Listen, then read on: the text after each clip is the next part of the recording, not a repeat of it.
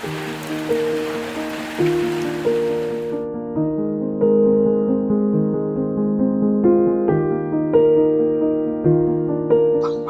ဗစ်-19 စဖြစ်တဲ့အချိန်တော့ပေါ့လစာမဲနဲ့နားကိုင်းနေတယ်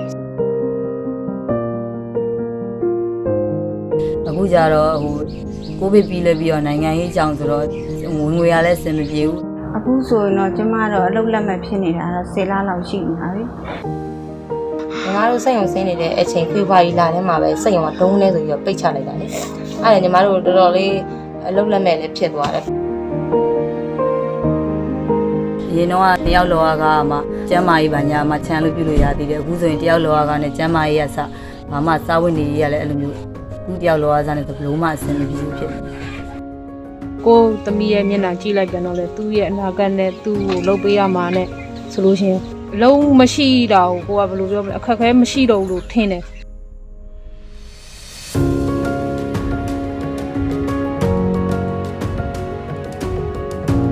အိမ်မှာလိုအပ်တာလေးတွေဝယ်တယ်တူလေးတွေအိမ်မှာတူလေးရရှိတယ်ဆိုတော့တူလေးတွေမဟုတ်အစားတောက်ဝယ်တယ်ဝယ်စားလေးတွေဝယ်တယ်ပေါ့နော်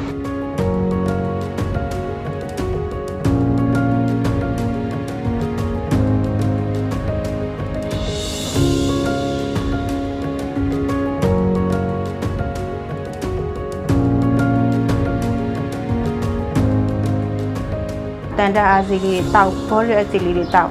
ပြီး OB မင်းလေးတွေအဲ့လိုမျိုးတောက်လို့သူတို့ကတော့အကြံပြုပါတယ်ညီမတို့တစ်ဖက်တစ်လမ်းကနေပြီးတော့တော်တော်လေးအဆင်ပြေပြီးချုံးမွေပြီးတော့ဖြတ်တန်းလို့ရသွားတယ်ပေါ့နော်အခက်အခဲဖြစ်နေတဲ့အချိန်မှာ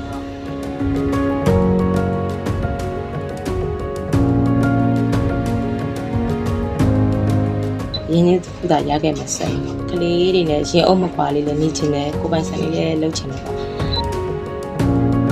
ဘဝကတော့ပိုကောင်းလာမယ်လို့တော့ကိုကထင်တယ်လေလုံးလိုက်လို့ရင်ကလေးတွေအတွက်တော့အနာဂတ်ကောကောင်းမယ်လို့ထင်ပါတယ်သူ့ရဲ့လူပေါ့ရှီရဲ့အပြုံးလေးတွေမြင်လို့ရှိရင်ကိုကပို့ပြီးတော့ခွားဖြစ်စေတယ်ပေါ့